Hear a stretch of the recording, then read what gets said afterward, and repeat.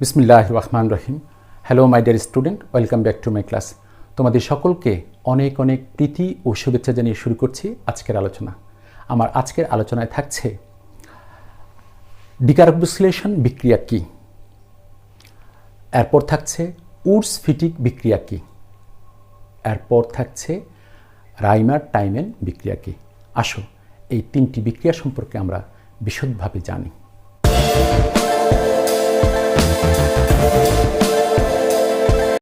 বিসমিল্লাহির রহমানির রহিম। তোমরা বোর্ডে লক্ষ্য করো, আমি সেই তিনটি বিক্রিয়া লিখেছি। ডিকার্বক্সিলেশন বিক্রিয়া, তারপর হচ্ছে উডস-ফিটিক বিক্রিয়া, এরপর হচ্ছে রাইমার-টাইমেন বিক্রিয়া। আমি তোমাদেরকে প্রথমে ডিকার্বক্সিলেশন বিক্রিয়া সম্পর্কে বলবো। ডিকার্বক্সিলেশন বিক্রিয়া, ডিকার্বক্সিলেশন বিক্রিয়া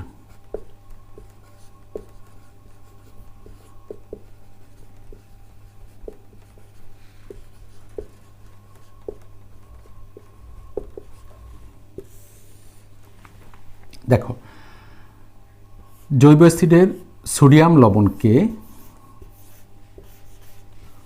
সোডালাইম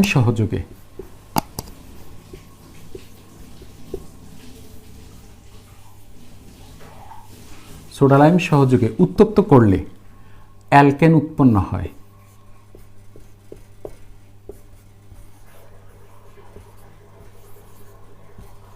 লক্ষ্য করো, ডিকার্বক্সিলেশন বিক্রিয়া কি? জৈব অ্যাসিডের সোডিয়াম লবণকে সোডালাইম সহযোগে উত্তপ্ত করলে অ্যালকেন উৎপন্ন হয়। এই বিক্রিয়া ডিকার্বক্সিলেশন বিক্রিয়া নামে পরিচিত। এই বিক্রিয়ায় কার্বন ডাইঅক্সাইডের অপসারণ ঘটে বলে এই বিক্রিয়ার নাম ডিকার্বক্সিলেশন বিক্রিয়া হয়েছে। বিক্রিয়াটি নিম্নরূপ। যেমন এটি একটি জৈব অ্যাসিডের লবণ সোডালাইম।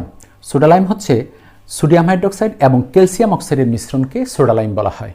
সোডিয়াম হাইড্রোক্সাইড এবং ক্যালসিয়াম অক্সাইডের মিশ্রণকে বলা হয় সোডালাইম। সোডালাইম সহযোগে উত্তপ্ত করলে অ্যালকেন উৎপন্ন হয়।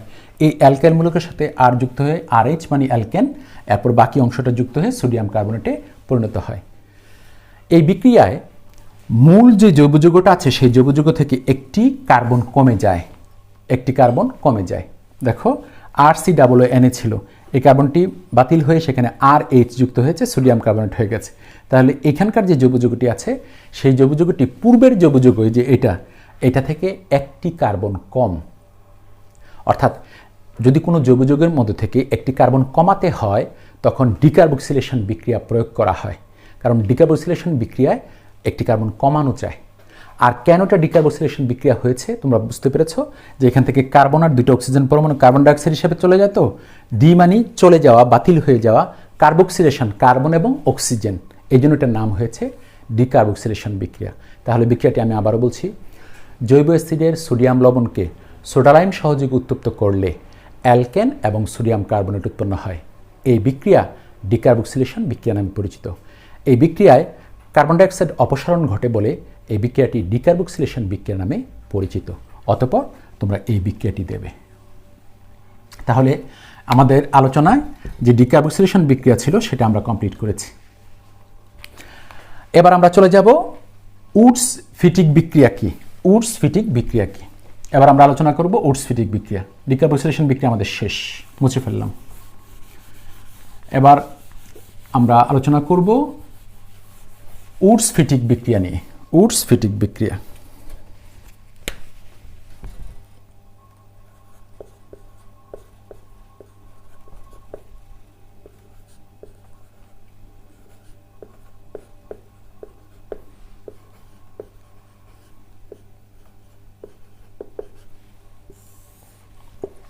দেখো, অ্যারোমেটিক হ্যালাইড,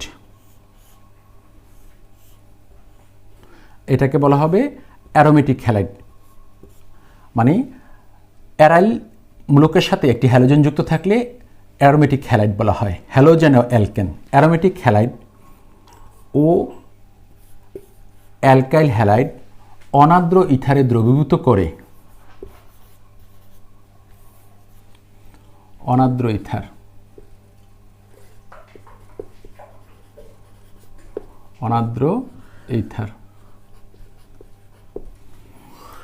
তখন অ্যালকাইল বেঞ্জিন উৎপন্ন হয়। অ্যালকাইল বেঞ্জিন,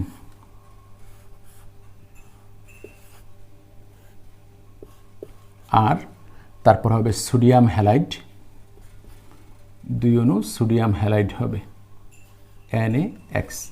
লক্ষ্য করো অনার্দ্র ইথারে দ্রবীভূত অ্যারাইল হ্যালাইড, এটা হচ্ছে অ্যারাইল হ্যালাইড, অ্যারাইল হ্যালাইড ও অ্যালকাইল হ্যালাইডকে ধাতব সোডিয়াম সহ রিফ্লাক্স করলে অ্যালকাইল বেনজিন উৎপন্ন হয়।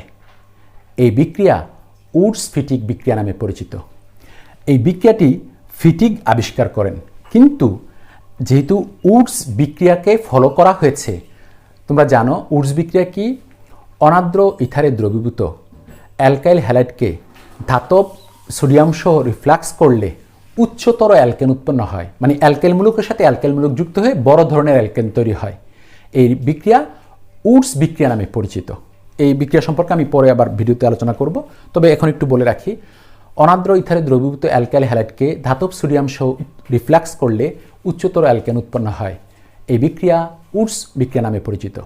তো বিজ্ঞানী ফিটিক করলেন কি, শুধু অ্যালকাইল হ্যালাইড না নিয়ে তিনি অ্যালকাইল হ্যালাইডের সাথে আবার অ্যারাইল হ্যালাইড নিয়েছেন। এটা অ্যারাইল হ্যালাইড মানে হ্যালোজেনে অ্যালকেন বা অ্যারোমেটিক হ্যালাইড নিয়েছেন, নিয়ে বাকি সব কিছু একই অনার্দ্র ইথার এবং ধাতব সোডিয়াম সহ রিফ্লাক্স মানে তাপ দিলেন, একটা প্রসেস হচ্ছে তাপ দেওয়ার রিফ্লাক্স।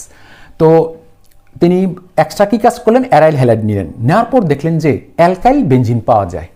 তখন ফিটিক, শুধু এই রিয়েকশনটার নাম ফিটিক রিয়েকশন না দিয়ে উডস, বিজ্ঞানী উডসকে সম্মান করে তিনি উডসের নামটা আগে রেখেছেন এবং এটা নামকরণ করেছেন উডস ফিটিক বিক্রিয়া।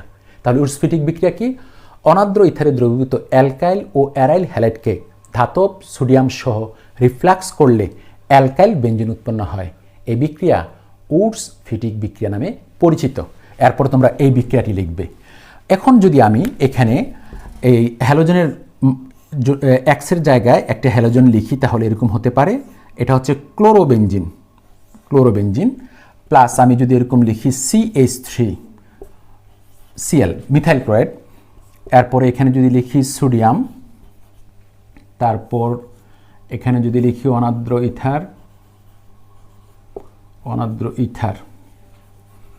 তাহলে এই CH3টা এই ক্লোরিনের জায়গাটা দখল করবে, অর্থাৎ টলুইন হয়ে যাবে। এটা টলুইন CH3 প্লাস সোডিয়াম ক্লোরিনের সাথে যুক্ত হয়ে 2 অণু সোডিয়াম ক্লোরাইড তৈরি করবে, 2 অণু সোডিয়াম ক্লোরাইড তৈরি করবে। তাহলে আমি কি পেয়ে গেলাম, টলুইন পেয়ে গেলাম। এই যৌগটার নাম হচ্ছে টলুইন।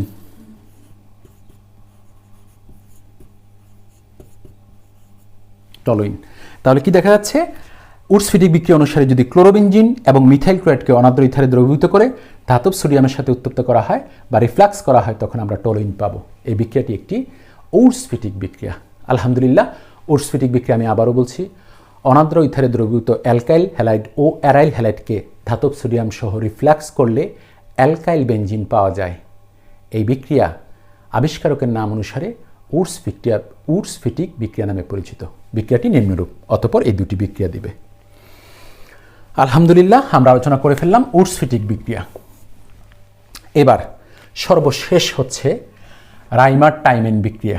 আমাদের সর্বশেষ হচ্ছে রাইমার-টাইমেন বিক্রিয়া। আমি এখন রাইমার-টাইমেন বিক্রিয়া আলোচনা করব।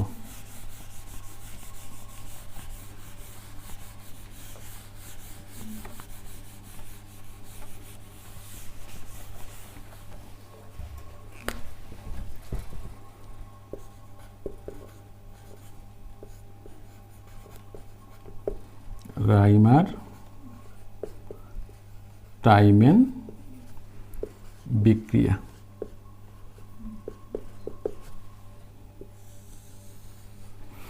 দেখো, রাইমার-টাইমেন বিক্রিয়া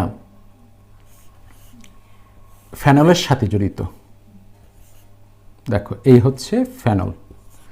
ফেনলকে ক্লোরোফর্ম CH3, ফেনলকে ক্লোরোফর্ম ও কৌষ্টিক সোডা কিংবা কৌষ্টিক পটাশ, অর্থাৎ ফেনলের সাথে ক্লোরোফর্ম যুক্ত করে, অতঃপর আমি সোডিয়াম হাইড্রোক্সাইড কিংবা পটাশিয়াম হাইড্রোক্সাইড যেটাই দেই না কেন, যোগ করে 65 থেকে 75 ডিগ্রি সেন্টিগ্রেড, 70 ডিগ্রি সেন্টিগ্রেড, 65 থেকে 70 ডিগ্রি সেন্টিগ্রেড তাপমাত্রা উত্তপ্ত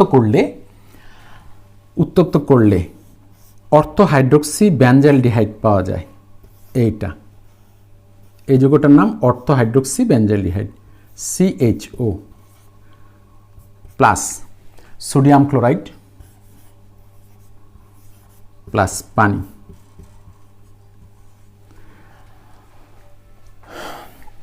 এটার নাম স্যালিসালডিহাইড। এটা অর্থো হাইড্রোক্সি বেঞ্জালডিহাইড। অর্থো হাইড্রোক্সি কেন? এটা তো বেঞ্জালডিহাইড, তো এটা অর্থ পজিশনে OH আছে, এই জন্য এটার নাম অর্থো হাইড্রোক্সি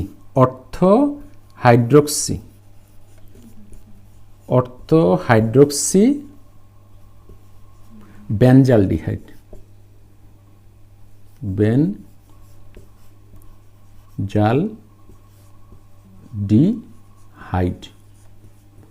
এই যৌগটার নাম অর্থো হাইড্রোক্সি বেঞ্জালডিহাইড বা স্যালিসালডিহাইড।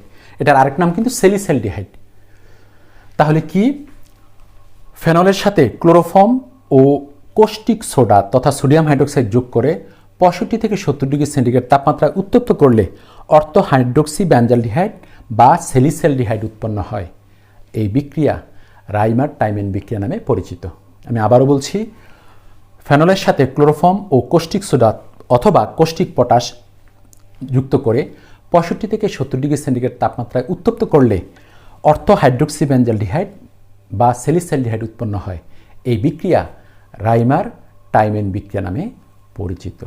আলহামদুলিল্লাহ, আমরা 3টি বিক্রিয়া আলোচনা করলাম: ডিকার্বক্সিলেশন বিক্রিয়া, উডস-ফিটিক বিক্রিয়া, রাইমার টাইমেন বিক্রিয়া। দীর্ঘ সময় ধরে তোমরা আমার সাথে ছিলে। আজকে এই পর্যন্তই থাকবে। দেখা হবে আগামী নতুন কোনো ভিডিওতে নতুন কোনো টপিক নিয়ে। সে পর্যন্ত ভালো থেকো, সুস্থ থেকো। আল্লাহ হাফিজ, ফি আমানিল্লাহ।